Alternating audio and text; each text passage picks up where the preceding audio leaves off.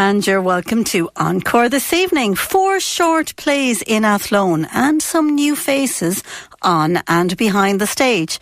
And the hard-bitten journalist who has turned his hand to poetry, as well as lots of new music for you. You are listening to Encore on Midlands 103, and it is Claire O'Brien back in the hot seat. And before we get into the details of tonight's show, I really do want to say a huge, huge thank you to the wonderful Zoe Ryan, who has been keeping you up to date with the page and the stage and the music and so much more for the last while. She has been amazing, and grazie Zoe for keeping the Encore seat warm in absolute style. And tonight, so on the show, Athlone Little Theatre is a tiny little hotbed of creativity and talent, and that will take us right into the final month of the year with not 1, not 2, not 3, but 4 short plays on their stage, and they're coming to to audiences next week, and one of them is a premiere. 2 of the directors will be joining me a little bit later to chat about their experience of putting on their particular plays. It sounds like it's going to be a wonderful series, wonderful way to lean yourself into the season that is about to appear. We don't want to mention it too soon, do we? In a few minutes, we will start our overview of what is happening in the arts in the Midlands for the next little while. I also want to mention to you that we'll be chatting later to Johnny Renko, or John Whelan, as he is known, depending on whether you're reading his journalism or his creative work. John has just published his debut collection of poetry. I'm really interested in chatting to him about what that experience has been like for him, how he's found himself moving from journalism, from novel writing, from journalistic writing, memoir, into poetry, or whether that has been a journey that he has been on all of his creative life. I'm looking forward to hearing that from him. But I want to start the programme tonight with some music. I want to bring you a bit of music tonight, actually. I feel like there's lots of things we want to hear. We're going to start this evening with something which I think is really, really lovely. Soda Blonde, who we've played quite a bit on the show before. They are an Irish band. They're fantastic, and they have pre-released a few songs from their upcoming album, which is called Dream Big, and it features a series of performances with the National Symphony Orchestra, which is a really interesting venture for them. I'm going to bring you one of those fabulous songs, and it is called Dream Big. Sorry, the album is called Dream Big, but the song is called Why Die for Danzig. You're listening to Encore on Midlands 103. Gorgeous, isn't it? I am so excited about that particular album. I think it's going to be a wonderful one to be listening to in the kitchen, I think, over Christmas, when you're doing all your bits and pieces and the house is semi-quiet and you're pottering around and getting ready and you want something to listen to that you can kind of sing along to, and maybe take out the virtual hairbrush, the virtual microphone, and be part of something powerful in terms of music. When we come back after the break, I'm going to bring you an overview of some of the things that have been happening in the Midlands, because there are so many fantastic things happening, so much going on in your local arts centre, in the theatres, in the pubs, in the bars, in all the venues across the Midlands, and there has never been a better time to be looking for something to do on a cold winter's night, and God knows we have lots of those at the moment. So do stay with us. We'll be back after the break, and we'll chat to you then here on Encore on Midlands 103. Midlands 103.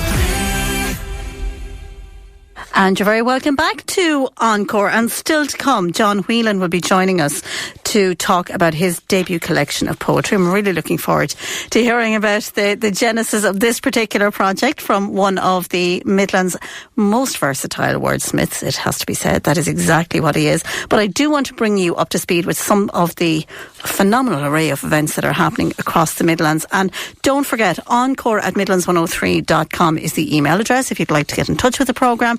And 083 30 10 103 is the Lamb Brothers Midlands 103 text line, and you can always drop me a line on the programme tonight. And thank you for the very kind texts already that have come in welcoming me back. It's lovely to be here again with you, trying to remember where all the buttons are and not to do anything wrong, but it'll be like being on a bicycle. It'll come back naturally to me, won't it? Starting next Friday, the 28th, Dean Crowe Theatre and One Tribe will be kicking off Panto season in Westmeath with Snow White and Friends, and that will feature participants from St Hilda's Services in Athlone and Athlone Rehab Care. They'll be coming together for a programme of drama and dance and workshops and a pantomime performance, Snow White and Friends afterwards, and this promises to be a very special event celebrating creativity and communication and giving the service users an opportunity to shine on stage. It will be full of all the feel-good feels, I think. Then on Saturday, the following night, which will be the 29th, Jarlath Regan will be there with his show Under Construction. And tonight in Mullingar, you have still got time to get to Conall Gallen's comedy. It is called Off Your Trolley, written by Conall and his son Rory, and it is full of hospital shenanigans, they promise us. Tomorrow night, it is the turn of Anne Gildee with her further adventures in womaning, and we spoke to Anne about this show when it was, I think it was in Portlaoise earlier on in the season. It sounds like it's just going to be fantastic. I know you've heard a little bit more about it on Midlands 103 over the last week, but Anne is an extraordinary woman, and that show is on tomorrow night. Then on Saturday at the Mullingar Arts Centre, so 3 nights in a row, they're going to be busy at that venue. Cheryl Corrigan's Ballet Academy will be presenting their very traditional, very seasonal performance of the Nutcracker. Portlaoise Musical Society is closing out its run of Come From Away, which is the winner of 4 Olivier Awards, and it tells the true story of 7,000 air passengers from all over the world who were grounded in Canada during the wake of 9/11, and the little Newfoundland community that invited them all into their lives with their open hearts. I don't know if you're aware of this, but there is a Mount Mellick obviously in County Laois. There is also a Mount Mellick on Prince Island and Newfoundland. So there you go. There is a Christmas wreath making event on Saturday afternoon also at the Dunamace, with tickets available for that on the Dunamace website. Johnny McAvoy is in Burr Theatre on Saturday night, and Johnny has a huge following across the Midlands. And then next Saturday night, and also actually the 25th of this Tuesday coming, so Tuesday the 25th in Mullingar and Saturday the 29th in Burr, you can catch Opera Ireland's Bartered Bride, featuring Burr's own John Malloy, and that promises to be a wonderful show as well. And finishing up this weekend with just 2 more shows tonight and tomorrow is Tullamore Amateur Dramatic Society's production of Rabbit Hole at the Esker Arts Centre.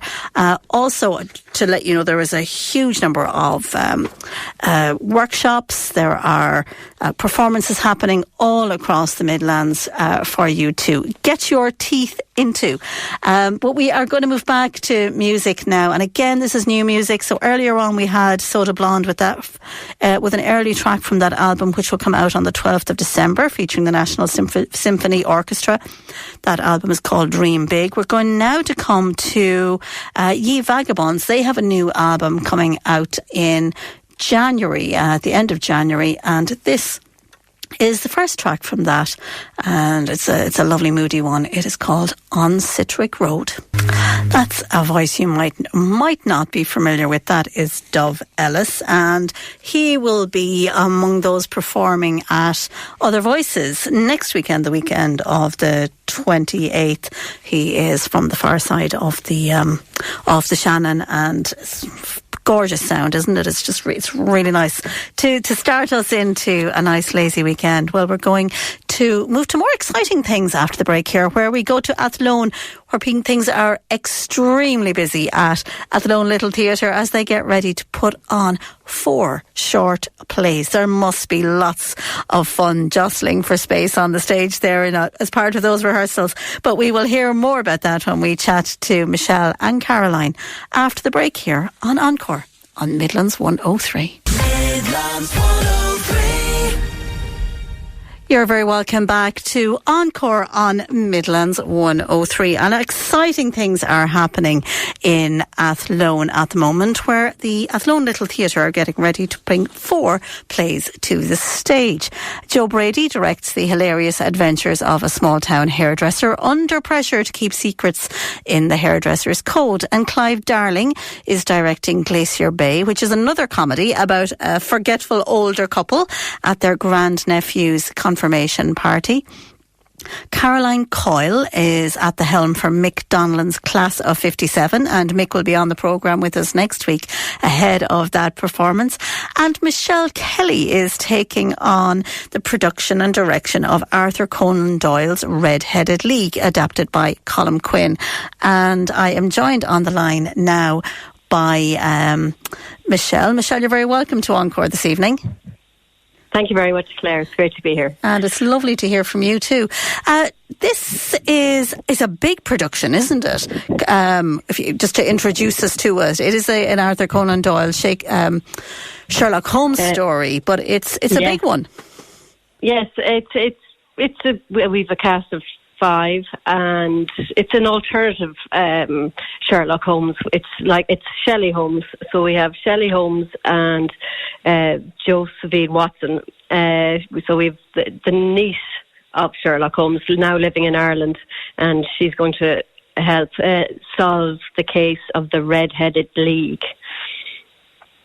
So go on. Yeah. Go ahead. No, tell us about the story of the Red-Headed League. It seems like it's particularly suited to an Irish audience. Can I say that? Yes. Yeah, it's about one of a client comes into Shelley Holmes and asks her for her help because he's been joined up as a member of this league because of his fiery red hair, and all of a sudden the league it's closed. He doesn't have to go to it and do what he was asked to do, and he wants to figure out why. And that's where Shelley Holmes comes in and brings us around the city of Dublin and tries to solve the case. And we meet many different characters on the way, followed by her trusty sidekick, Watson. Watson. And of all the plays that you could have chosen for your one act performance for this particular extravaganza of drama that you're bringing to Athlone Little Theatre next weekend, what was it about this one that spoke to you particularly? Well, I love the writing of Arthur Conan Doyle, and I happened to work with Colm Quinn during we have the DLI have a course every year in Limerick, and Colm was giving one of the lectures, and one of the classes, and I was in the class for the week, and he too was a fan of Arthur Conan Doyle, and he had adapted this script, and we were chatting about it, and he sent it to me, and I had a read, and I went, "Oh, this could work," and I wanted to use as many actors as possible. You know, it could be played with just 2 playing multiple characters, but I decided to chop it up a bit and bring in some new faces to the theatre here at Athlone Little Theatre. So, and I just really enjoyed the beautiful writing of Arthur Conan Doyle. So you were involved, or you had an eye on this particular play from its very beginning as Cahill was putting it together. That sounds like it's been a really interesting journey. He had adapted it and sent it to me, and I had read it, and I went, "Oh, this could be good." You know, I could work with this. You know, it's all about finding something you enjoy reading, and then how you interpret the word, and then ask something of your actors, and then they give it to your audience. You know, and that's the joy of directing and working with groups of people, both the adapter, Cahill, and then your actors. And your performers. Here in the Little Theatre, we're encouraged to do that a lot, and I love to get the chance to introduce new actors to the stage as well, which is great. So you have 2 well-known actors and 3 new ones. I'll get just your full cast is Catherine Joyce White, Susan MacDonald, Paul Gallagher, Charlie McKeown and Ray Kelly. Yes. Tell us about the interactions between them and their experience on stage in Athlone. Oh, well, they came and read for us here when we had the auditions, and, you know, you can have an idea as a director in your head about, I'm planning on casting, this and this. But it really depends on what actors bring to you on the day of a reading. And I was able to, due to the great reading of the actors, I was able to just go, oh, hold on, they gave me a new, vision for this play. So it was great to have that and then to work with them. So I've had the joy of working with them every week for the past 5 weeks, developing the characters and working out how to make something that's based in many areas of a city, and how do we turn that a little theatre, a little stage here in Athlone into, the city and different places in the city, And how do you do that? Oh, with great imagination. It must be just amazing to be a fly on the wall at Athlone Little Theatre, as there are 4 different productions rehearsing at the same time. It is, and it's so good, and you learn so much from the other directors. You also learn so much from Paddy, who does the lighting here and is also a phenomenal director. He helps us, and Clive and all the other more senior members of the theatre. It's such a collaborative group. You're never alone doing anything. So, if you might, it's your first time directing or that, you're never alone. And then that means you can be there for your new actors. And that's the joy of theatre. The community that is the theatre. It is for sure. So logistically, I because I'm blown away by this. How do you manage that with four different groups? Well, do you rehearse on alternate nights? How do you stage this? You spoke about how fabulous your stage director is, but we pick our nights. So say I do Tuesday, Wednesday, and Thursday, and I do from 7 to 8:30 and have done. And then Clive does an early slot in the day. I think it's 4 to 5:30. And Joe does the 6 to 7 slot. And then Caroline comes in the evening at 8:30 and uses the stage from 8:30 until 10. That's how we make it work. And that's how you make it work. And Caroline is doing McDonald's class of 57. What can you tell us a little bit about that? It is a McDonald play, and Mick is from just over the border in Galway. Yeah, you have Caroline on the line, do you? I can't get Caroline on the line, unfortunately. It's a short play. We have she has 4 characters in it. I actually haven't seen it yet. Okay. So, because I'm out by the time she's in rehearsing. Okay. So it's a serious play. I've seen the work that's gone into it. It seems to be really, I'm looking forward to seeing it. Yeah. I try not to look at other people's work until I get to enjoy Tech Week. Do you really? That's the joy. Yeah. That's, because you are also very preoccupied with your own work, really. Yeah. You go in, you rehearse, and then you're analysing, what should I be doing with this and that. So you leave your other directors alone to do their bit. And then next week now we'll start seeing their pieces. Okay, well, hers features... At the moment... Hers features Nick Maliocco, is that right? Malacco. Nino Malacco. Ellen Ryan, Brian Tulin. Yeah. And it tells the story of Ciara, who is a runner, who is running from she's not just running out in her runners, but she's running away from other things as well. Yeah, she's got problems at home. And it's that story. It's quite relevant to the times that are in it. I'm looking forward to seeing. You've got 2 new actors there, Ellen and Nino. So I can't wait to see what they bring to the stage. It's great to see new young faces on the stage, and of course Brian. It's brilliant to see him up there as well. You have this. I'm looking for. Go on. Go ahead. No, go on. You're looking forward to seeing that. Yeah, I am, and it's a good relevant piece. Yeah. You know. It's obviously lots going on in the background there. That's sorry about the background. That's rehearsal at the Of course it is, That's actually a tech rehearsal at the moment. Which is fantastic, and it brings it to life for us and gives us a sense of all the work that goes into it.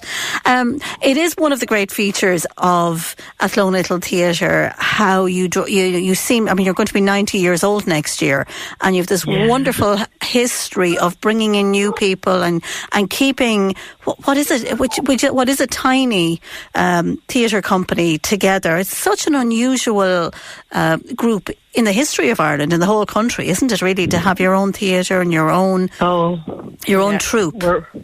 We're really blessed to have the facility of our own theatre, and then to have the team that has kept it going for those years, and they just encourage new faces, new people. You know, I'm from Athlone, but I had done a lot of work in Longford and that before this, because I was married in Ballymahon. And once I came back to Athlone, the Little Theatre opened its arms to me and said, yeah, come on in, Michelle, here's a role.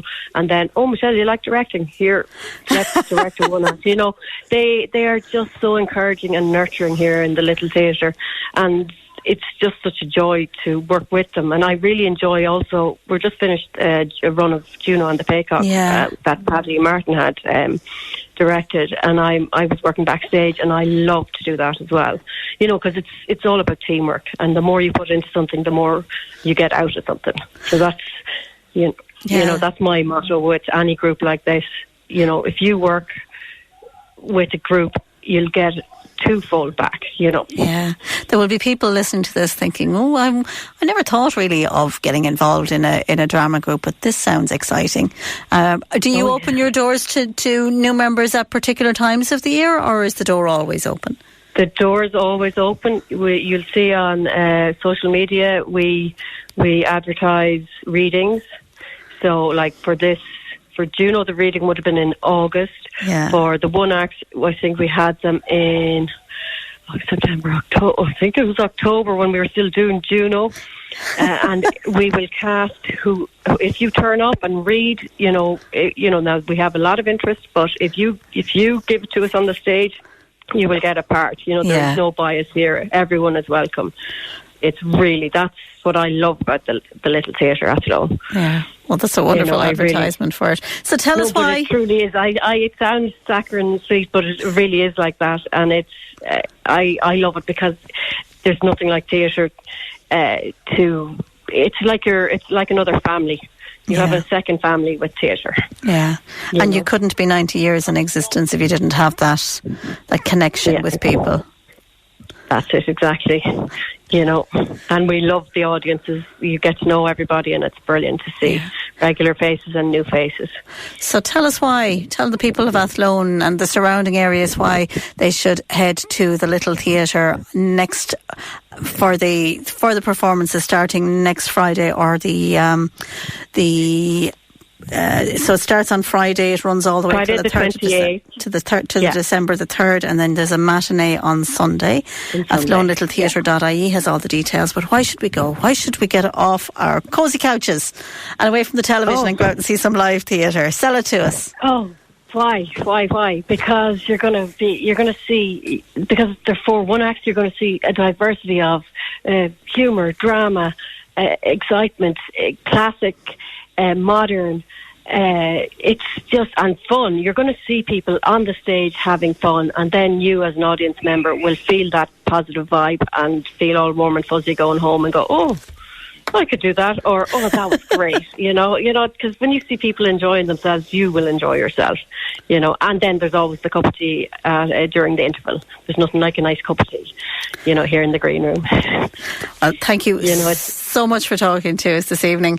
That is Michelle Kelly, who is directing one of the 4 plays that are coming to the stage at Athlone Little Theatre next week. AthlonLittleTheatre.ie has all of the details, and it's going to be a fantastic run of plays. We are going to take a quick break, and when we come back, it will be in the company of John Whelan, or Johnny Renko, which is the name on his debut collection of poetry. Stay with us. Well, just as I was congratulating myself on messing nothing up on my first night back, what do? Only run the closing bed 8.5 minutes before time. But we're still here and we are about to chat to a man who is absolutely stoked at the moment, because that is the title of the first poetry collection from journalist, writer and man about words John Whelan, using his creative name Johnny Renko. Amanda Kelly of the Power of Words Festival, who launched the collection recently, said it was hard to believe that this was his first venture in poetry, as it seems he has arrived as a fully formed and accomplished poet. And he joins us on the line. John Whelan, Johnny Renko, you're welcome to the programme. Oh, thanks very much, Claire. Good evening. That sounds like it was a phenomenal event, the launch. First of all, it was an absolute celebration of words in all kinds of ways. Yeah, we had great crack and really lovely evening in Preston House in Abbeyleix last weekend, and it was just a great gathering of writers and poets and songwriters and all sorts of blackguarding, curated by Amanda Kelly, who is now, her stock is on the rise in terms of, someone who, curates and coordinates everything good about Power of Words and Power of Words events. And, Amanda pulled it all together. Ross MacDonald hosted us in Preston House, and we had a really fantastic time, great turnout and great fun. Yeah, super night. And we were all stoked, like you said, by the time it was all over. I am very curious to know, John, because, people are familiar with your writing, whether it was in the Leinster Express, whether it was in any of the national papers, following later than that, the various different books that you've written for a variety of different audiences and in different genres and styles. Have you always been a writer of poetry, or is this something that came to you on your surfboard? Well, I suppose, like most people, or a lot of people, as a kid or as a teenager, I think everyone, took a shot at writing, maybe, a poem or a love poem at some stage or other in that, but not in latter years, even though I've been writing for a living, as you said, since I was 17. But it was more or less this time last year where I took a figari one morning at the computer and, sort of had this thing, a brainwave about writing a poem, an ode to surfing, and to sort of celebrate the joys and the euphoria and enthusiasm and joy that you get from being in the water and the sensation of catching a wave and the buzz of that and wanting to share that. And that's what Stoked is all about in the philosophy of it, is to share that joy. And following on from that, then, and another morning, I had this coming up to Christmas. It was a great recall of my fantastic friend, the late great Mary O'Sullivan from Portlaoise, who had this Aladdin's Cave of a beautiful shop on Main Street, Miscellany. Oh yes, and. Mary epitomised the spirit of Christmas, but she did it 365 days of the year. And her shop and her persona and her personality, was everything that was good and everything that was sort of, that we value about the true spirit of Christmas. And I wrote this poem for Mary called Miscellany, and a lot of people reacted to it and sort of enjoyed it, and it brought back, nostalgic memories of that. And following on from that, I started attending the open mic organised by Amanda Kelly in Abbeyleix on the first Friday of each month over in Abbeyleix. Mm-hmm. And there was great encouragement, there was great inspiration from other writers and other performers and other poets and short story people and people writing songs, and that sort of egged me on, and I kept tipping away at it, and got a body of work together. And I said, if I don't do it now, I never will. So we just went for it, and so that's how it all sort of happened. So you were working, you were kind of workshopping in a way. You were workshopping the work with live audiences in Morrissey's, were you? Exactly, and that's the whole thing of an open mic. It's a very safe space and a very supportive space. And when Morrissey's was closed, it was held in Johnny Purcell's pub there with Mooney's above the door, and sometimes down in Preston House. But always the one thing that was constant was the support and encouragement and inspiration of others. I mean, some of the writing from other people was just left me in awe, and it sort of made you up your game a bit. Like in terms of, it's not that you'd be competitive, but you go, that is an amazing turn of phrase, or that was just an incredible idea that they come up with, and a way of looking at things. And I just found poetry really liberating in terms of being able to express ideas, and I think it's the last untamed frontier. Yeah, and I was wondering, does it scratch a particular itch for you, John? To write a poem as opposed to be writing articles or writing memoir or.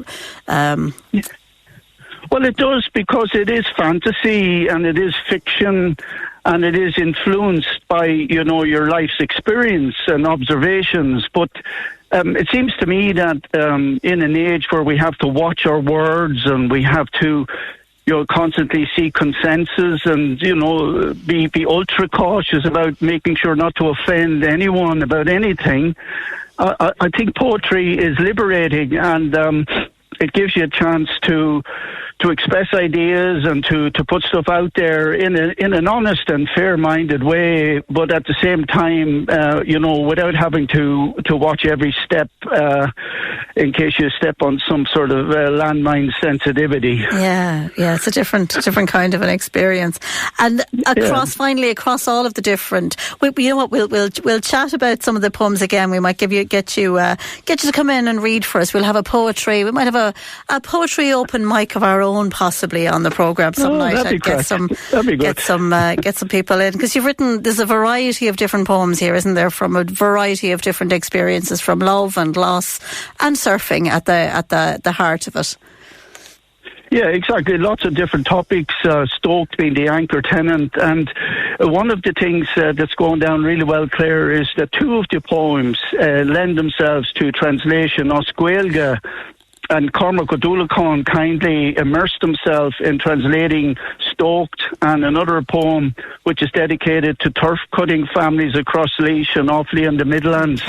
And he translated both of those, and he really has given them a new life and a new dimension as well, and they go down really well. But yeah, the poems are about all sorts, including your love of dogs and friendship and loss and all sorts of stuff. Yeah, all sorts. Well, we'll have you in again to talk about them, John, and thanks for chatting to us this evening on the programme about Stoked. It is available on John's website, and you can get it also in all books in Portlaoise. And that is it from me for this evening. I will be back next week.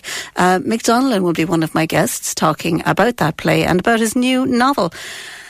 Until we see each other again, take care of yourselves. Good night.